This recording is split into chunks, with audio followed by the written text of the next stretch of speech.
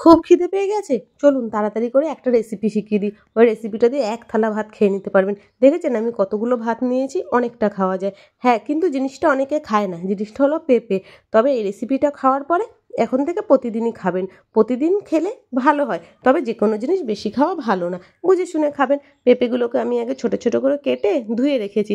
আমি এত ছোট ছোট করে কোচানোর পরে আর ধোবো না, তাহলে খাদ্যগুণটা জলের সাথে বেরিয়ে যাবে। যাই হোক, দেখুন কত সুন্দর সুন্দর করে কাটা হয়ে গেছে। এই তুই কি উঠছিস রে, যা এখান থেকে যা, আর উড়িস না, খাবারটা আরও খারাপ হয়ে যাবে।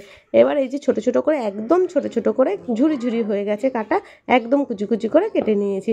এবার কি করব, এবার আমি কিন্তু আর ধোবো না, এটা যতদূর ধোয়া হয়ে গেছে, আর কিন্তু ধোবো না, তাহলে খাদ্যগুণ পুরোটাই নষ্ট হয়ে যাবে। এবার কড়াইতে আমি সর্ষের তেল দিয়ে দিয়েছিলাম। আমি সাধারণত একটু সর্ষের তেলটা পছন্দ করি এই সমস্ত জিনিসের ক্ষেত্রে। তার মধ্যে কালো জিরা আর শুকনো লঙ্কা ফোড়ন দিয়ে দিয়েছিলাম। দিয়ে আমি ওই পেঁপেটা দিয়ে দেবো। পেঁপেটার মধ্যে থেকে কিন্তু আমি কোনো রকম নুন বা হলুদ মাখিয়ে রাখিনি, শুধুই পেঁপেটা রয়েছে। এবার ওই পেঁপেটা দিয়ে দিলাম। ওই যে দেখুন, কোনো জলও বা নুন লাগিয়ে কোনো জলও আমি চিপে ফেলে দিইনি। এবার নর্মাল ওই পেঁপেটা আমি দিয়ে দিয়েছি। দেওয়ার পর আমি এর মধ্যে দিয়ে দেবো স্বাদ মতো নুন। হ্যাঁ, এটুকু নুনে হয়ে যাবে, যদি না হয় তাহলে পরে আবার একটু দিয়ে নেবে, কেননা এটা প্রথম প্রথম দিলাম তো, পরে একটুখানি পেঁপেটা কমে যাবে, সেই বুঝে দিয়ে দেবেন। এবার আমি স্বাদ মতো নুন দিয়ে দিয়েছি। এবার হলুদও দিয়ে দিয়েছি।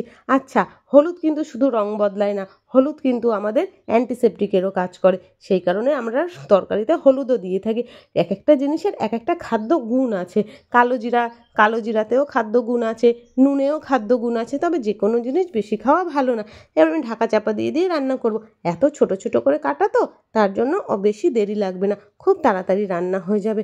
তাড়াতাড়ি রান্না হয়ে গেলে তাড়াতাড়ি খাওয়া হয়ে যাবে, আর আমাদের শরীরের পক্ষেও তো পুষ্টিকর।